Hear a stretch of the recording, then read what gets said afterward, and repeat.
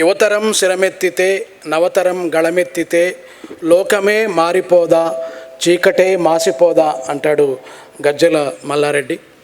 ఇవాళ ఒక వీరుడు యుద్ధానికి వెళ్ళే పరిస్థితి లేదు. యుద్ధానికి వేలాదిగా లక్షలాదిగా వెళ్ళాల్సిన అవసరం ఉంది. ఆ అవసరాన్ని ఇవాళ ఈ సామూహిక యువజన సాహిత్య సదస్సు మన అందరికీ గుర్తు చేస్తుంది. నిర్వాహకులకి సందర్భంగా ధన్యవాదాలు తెలియజేస్తూ, ఈ భూమి నాది కాదన్నారు, విప్లవవాదిని అయ్యాను. ఈ ఊరు నాది కాదన్నారు, దళితవాదిని అయ్యాను. ఈ దేశం నాది కాదన్నారు, ముస్లిం వాదిని అయ్యాను. ఈ దేహం నాది కాదన్నారు, స్త్రీవాదిని అయ్యాను. ఈ ప్రాంతం నాది కాదన్నారు, ప్రత్యేకవాదిని అయ్యాను. అసలు నువ్వు మనిషివే కాదన్నారు, కొంచెం దూరం జరగండి, మానవ బాంబునయ్యాను అన్నాడు సతీష్ చంద్ర. వివిధ అస్తిత్వ ఉద్యమాల ఆవిర్భావానికి నేపథ్యాన్ని ఈ కవితలో మనకి చెప్పారు. ఇవాళ ఇప్పుడు వరకు మాట్లాడినట్టుగానే మనకి 30వ దశకం హంగ్రీ 30s అనుకుంటే 80వ దశకం యాంగ్రీ 80sగా మనం భావించవచ్చు. అనేక సామాజిక అస్తిత్వ ఉద్యమాల నేపథ్యంలో తెలుగు సాహిత్యం 80వ దశకం తర్వాత ఒక మలుపు తిరిగింది. విప్లవ సాహిత్యం ఇచ్చిన ఒక స్ఫూర్తిని దానికంటే నిర్మాణాత్మకంగా ఒక స్పష్టమైన తాత్విక దృక్పథంతో ఒక మలుపు తిరిగింది తెలుగు సాహిత్యం దళితవాదంతో. అసలు సాహిత్యం ఎవరి కోసం అంటే ప్రజల కోసం. మళ్ళీ ప్రశ్న, ప్రజలంటే ఎవరు అంటే శ్రామికులు. మళ్ళీ ప్రశ్న, శ్రామికులు అంటే ఎవరు అంటే దళితులు, స్త్రీలు. మళ్ళీ ప్రశ్న, దళితులు అంటే ఎవరు? మాదిగలు. మళ్ళీ ప్రశ్న, దళితులు అంటే ఎవరు?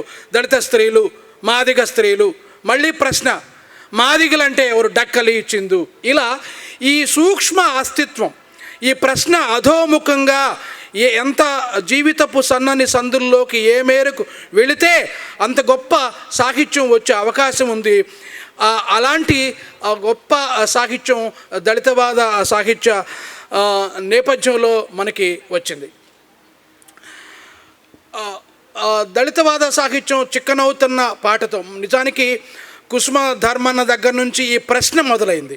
మా కొద్దీ తెల్లదొర తనమనే ప్రశ్న కుసుమ ధర్మన్న దగ్గర నుంచి పస్నూరు రవీంద్ర వరకు, జాలా రంగస్వామి దగ్గర నుంచి తంగిరాల సోని వరకు, తాడి నాగమ్మ నుంచి చల్లపల్లి స్వరూపురాణి వరకు, జూపాక సుభద్ర వరకు, గోగు శ్యామల వరకు, ఇలా ఈ అస్తిత్వం ఇలా వస్తూనే మనకి ఉంది.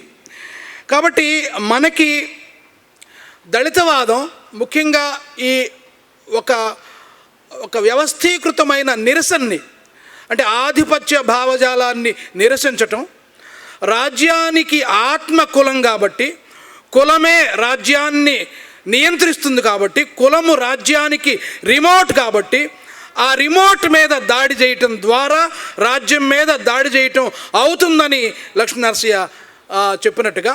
కాబట్టి రాజ్యానికి కుల స్వభావం ఉంది, రాజ్యానికి ఆధిపత్య స్వభావం ఉంది అనే ఉద్దేశంతో దళిత సాహిత్యం కుల నిర్మూలన వాదంగా డాక్టర్ బాబాసాహెబ్ అంబేద్కర్ తాత్విక నేపథ్యంలోంచి ప్రధానంగా వచ్చింది. అటు కుల నిరసనతో పాటు ఆధిపత్య సంస్కృతిని నిరసించటం, రాజ్యాంగ నైతికతని, కాన్స్టిట్యూషనల్ మొరాలిటీని కవిత్వీకరించటం దళితవాదంలో మనం స్పష్టంగా చూస్తాం. అలాగే భాషా సామ్రాజ్యవాదం మీద దాడి చేయటం, దళిత మాలమాదిగ పల్లెల్లో నుంచి మాట్లాడుకునే నుడికారాన్ని కవిత్వంలోకి తీసుకురావటం, కథల్లోకి తీసుకురావటం, నవలల్లోకి తీసుకురావటం, ఆత్మకథలుగా ఇలా మొదట్లో దళితవాదం ఒక జలపాతంలాగా వచ్చినప్పటికీ కూడా క్రమక్రమంగా కవిత్వేతర ప్రక్రియల వైపు, పాట వైపు, కథ వైపు, నవల వైపు, కథల వైపు వచ్చినటువంటి సందర్భం కూడా మనం స్పష్టంగా మనం చూస్తాం. ఈ మబ్బులు తొలగిపోవాలి, ఈ గోడలు కూలిపోవాలి, ఈ పాతాళంలో బెత్తడు నేల కావాలి, అసలు ఈ ఈ సింహాసనం నాకు కావాలి అని మద్దూరి నగేష్ బాబు అన్నాడు. కాబట్టి ఆ సింహాసనం రాజ్యాధికార భావనతో, రాజ్యాంగ నైతికతతో దళిత సాహిత్యం ఇవాళ ముందుకొస్తూ ఉంది. దళిత సాహిత్యంలో కూడా మొదటి దశ తర్వాత దళిత స్త్రీల నుంచి ఒక శక్తివంతమైన కవిత్వం రావటం జరిగింది. దళిత స్త్రీలు తమ అటు ఈ పితృస్వామ్యానికి, కుల పితృస్వామ్య సమాజం ఇది, వ్యవస్థ ఇది, అటు స్త్రీవాదంలోని ఖాళీలను, ఇటు దళితవాదంలోని ఖాళీలను ఉమ్మడిగా స్త్రీవాద కవయిత్రులు, రచయిత్రులు పూరించిన సందర్భం కూడా ఉంది. కాబట్టి దళితవాదం మరింత వైవిధ్యంగా, మొనాటిని కాకుండా మరింత వైవిధ్యంతో ముందుకెళ్ళడానికి దళిత స్త్రీవాదం గొప్పగా పనిచేసింది. తెలుగు సాహిత్యంలో మిగిలిపోయిన ఖాళీలను పూరించింది. తర్వాత మాదిగ దండోరా ఉద్యమం రావటం, మాదిగ దండోరా ఉద్యమ నేపథ్యంలోంచి అప్పటి వరకు దళిత కవిత్వం రాస్తున్న కవులు, మేము దళిత అస్తిత్వము ఉంది, అంతకంటే మాకు మాదిగ అస్తిత్వం ముఖ్యము, నా పాట నేనే పాడుకుంటా, మాదిగ పాట మధురంగా పాడుకుంటా అని మాదిగల నుంచి అద్భుతమైన మాదిగ చైతన్యం లాంటి కవిత్వం కావచ్చు, కథలు, నవలలు వచ్చినటువంటి సందర్భం కూడా మనకి ఉంది. మాదిగల్లో మళ్ళీ ఉపకులాలు, ఇప్పుడు గడ్డం మోహన్ రావు, మాదిగల్లో కూడా మేము వెనకబడ్డవాళ్ళం, చిందు కోణంలోంచి కొండవాలు కత్తి అనే ఒక నవల రాయటం జరిగింది. అలాగే కాబట్టి దళితవాదం పరిణామ క్రమంలో దళిత ఉపకులాల నుంచి కూడా సాహిత్యం వస్తూ ఉంది. అలాగే దళిత స్త్రీ అస్తిత్వంలో తెలంగాణ దళితవాద కవిత్వం ఉంది. ప్రాంతీయ పరంగా చూసుకుంటే నల్లగొండ నుంచి గొప్ప సాహిత్యం మనకి వచ్చింది, దళిత కవిత్వము. అలాగే క్రిస్టియన్ దళిత ఉమెన్ నేపథ్యంలోంచి వినోదిని కవిత్వం రాసింది. అలాగే సఫాయి స్త్రీల నేపథ్యంలోంచి కూడా మేరీ మాదిగ లాంటి వాళ్ళు రాశారు. అలా స్త్రీలలో మిగతా ఉపసామాజిక వర్గాలు, దళితుల్లో మిగతా ఉపసామాజిక వర్గాల నేపథ్యంలోంచి మనకి కవిత్వం వచ్చింది. ఇది మరింత విస్తృతంగా ఇవాళ వచ్చిన కవితా ప్రక్రియలో వస్తుంది, ఆత్మకథలుగా వస్తుంది. అయితే ఒక ప్రశ్న, ఇవాళ doctor Babasaheb Ambedkar identity and alliance, ఇది మనం ఇవాళ మాట్లాడుకోవాల్సిన అంశం. ప్రతి కులానికి ఒక ఐడెంటిటీ ఉండాలి, ఆ ఐడెంటిటీ ప్రాతిపదికగా కవిత్వం రావాలి, అక్కడితో ఆగిపోకూడదు, అలయన్స్ ఉండాలి.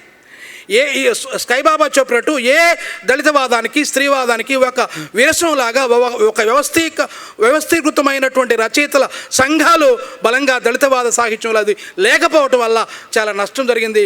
అలాంటి ఒక సంఘం కూడా అవసరము.